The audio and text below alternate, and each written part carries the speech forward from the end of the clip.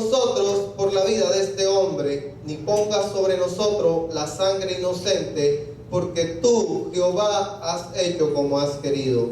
Y tomaron a Jonás y lo echaron al mar, y el mar se aquietó de su furor. Y temieron aquellos hombres a Jehová con gran temor, y ofrecieron sacrificio a Jehová e hicieron votos. Porque Jehová tenía preparado un gran pez, que tragase a Jonás, y estuvo Jonás en el vientre del pez por 3 días y por 3 noches. Mira lo que dice la palabra.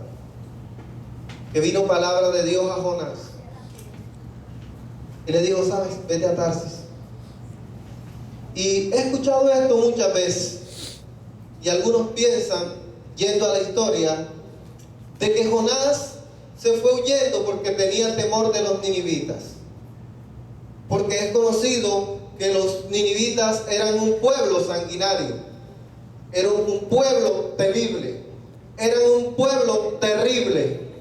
Era un pueblo que masacraba a sus enemigos, que no tenía misericordia y que lo hacían de forma sanguinaria y violenta. Y algunos piensan que fue que Jonás tenía temor de este pueblo. Pero si vamos al registro bíblico, el Espíritu Santo nos revelará que Jonás no tenía temor de los ninivitas. Jonás tenía algo contra los ninivitas, porque ahí dice que él huía de la presencia del Señor, y que cuando él estaba allá en aquel barco, el barco se estaba hundiendo, y dice que todos estaban pidiendo a sus dioses porque tenían miedo, pero Jonás estaba allá durmiendo. La nave se está partiendo. ¿Alguno de ustedes alguna vez ha pasado por una experiencia de esta, de estarse ahogando? ¿Saben lo que es eso? Yo algún día les contaré, porque alguna vez yo pasé esa experiencia. Me estuvo llevando una corriente y yo sentí que se me iba la vida. Pero aquí estoy por la misericordia del Señor. Y si Jonás no tenía miedo de esto, no iba a tener miedo de los ninivitas. ¿Está entendiendo usted algo? Jonás tenía algo en su corazón contra los ninivitas, y eso es algo diferente. Claro, eran un pueblo sanguinario y violento, y especulando un poco, lo más normal es que ese pueblo le hubiera hecho daño mucho a quizás algún familiar de él, a su pueblo. A los judíos eran un pueblo enemigo.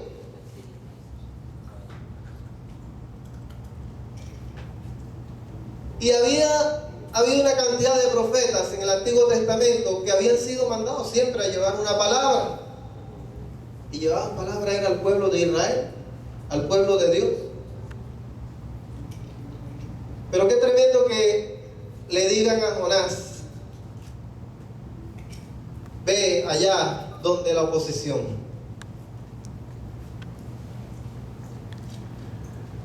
Porque si Jonás supiera y estuviera seguro de que Dios iba a acabar con los ninivitas, créame que él no huye de la presencia de Dios. Pero el registro bíblico dice en el último capítulo, que dice, es que Señor, yo te conocía que tú ibas a tener misericordia. Es que yo te conocía que tú ibas a hacer esto. Es que yo te conocía que tú ibas a hacer aquello. Y el estudio aquí de Jonás muestra un contraste.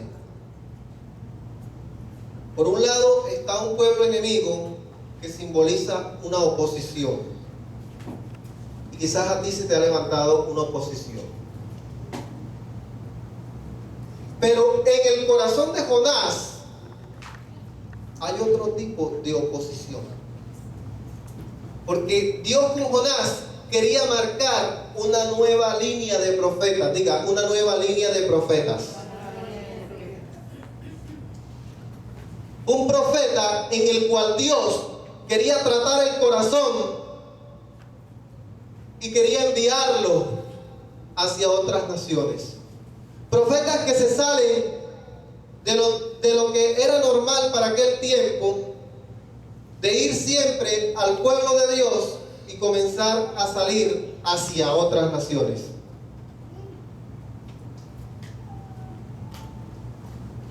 Y Jonás, él no quería que Dios hiciera eso con él. Él tenía algo ahí y Dios se lo quería sacar. Sin embargo, mira el segundo capítulo, si tú lo lees, él hace una oración y él dice: Señor, yo sentí que el remolino del mar, me ahogaba, me hundía, las algas se le enredaban en la cabeza, dice la palabra ahí en el capítulo 2. Y se acordó de Dios porque él expresa ahí de una manera que él se vio ya que su alma bajaba al Seol. Él vio que su vida se le estaba escapando.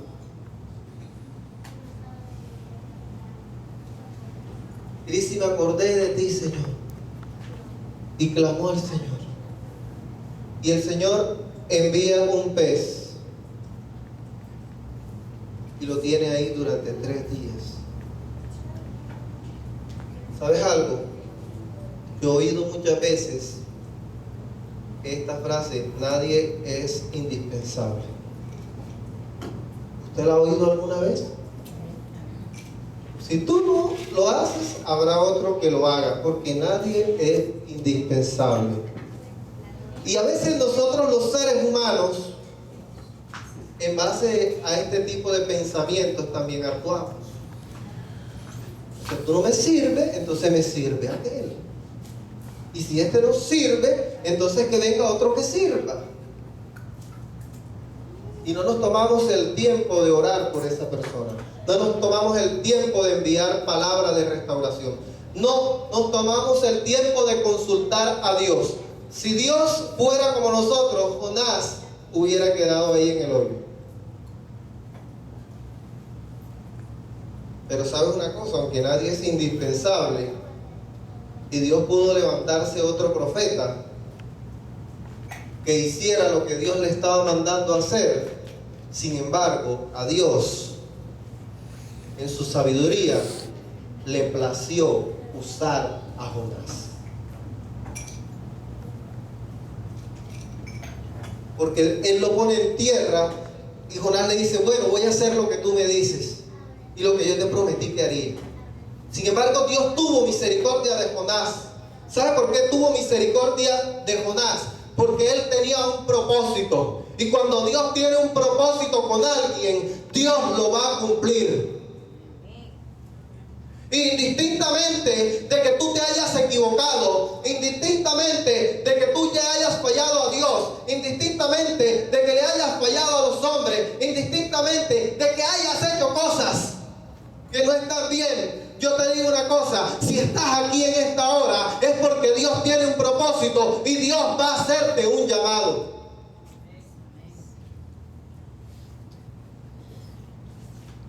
Y no solamente va a derribar la oposición, sino que la va a derribar como Él quiere.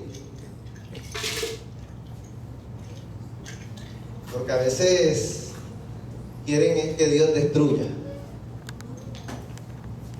Pero ¿cuántos saben que Dios es un constructor? ¿Cuántos saben que Dios es un restaurador?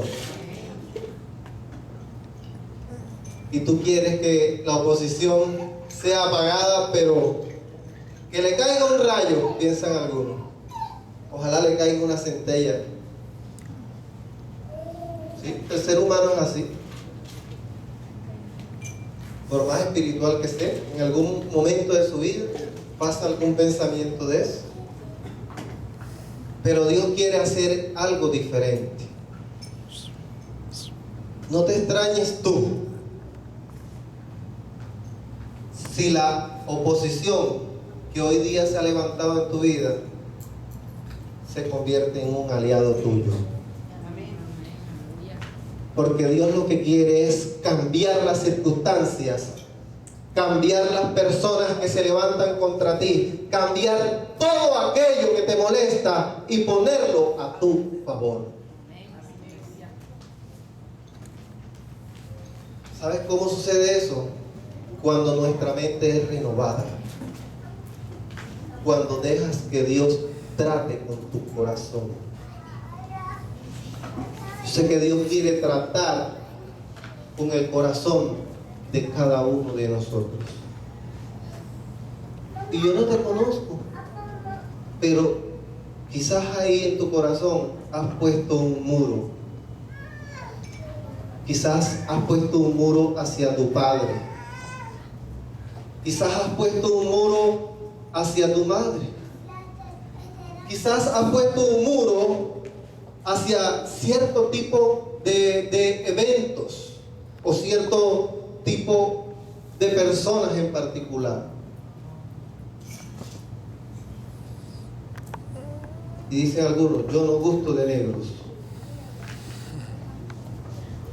Otros dicen, no me gustan los cristianos.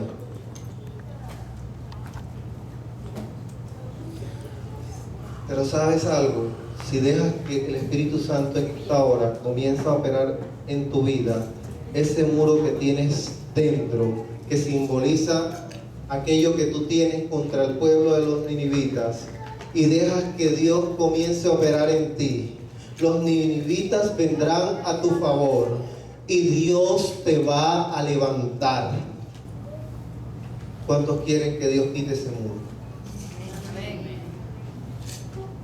Quizás te va a tocar hacer cosas que no quieres hacer. Te va a tocar ir a hablar con personas con las que no quieres hablar. Oye, eso cuesta trabajo. Yo sé que eso cuesta. Mira, hay mujeres. Yo estuve orando en estos días y Dios me mostraba unas cosas. Y yo veía unas mujeres cargadas. ¿Sabes qué? Porque se han estado aguantando a un hombre en su casa por muchos años y han guardado silencio y han puesto algo en su corazón. Quizás hay jóvenes que han sido tratados duramente por su padre y han recibido solamente palabras duras de su padre. Y no hablo de jóvenes que hayan tenido un mal padre. Un pueblo que era sanguinario, un pueblo que, sin embargo, este pueblo se arrepiente, se convierte, y a pesar de que Dios estaba haciendo la obra, todavía Jonás estaba esperando allá, sentado por allá debajo de una calabacera. ¿Cuántos saben? ¿Cuántos conocen? O sea, a ver qué es lo que hace Dios. Que me voy aquí a sentar aquí en este lugar.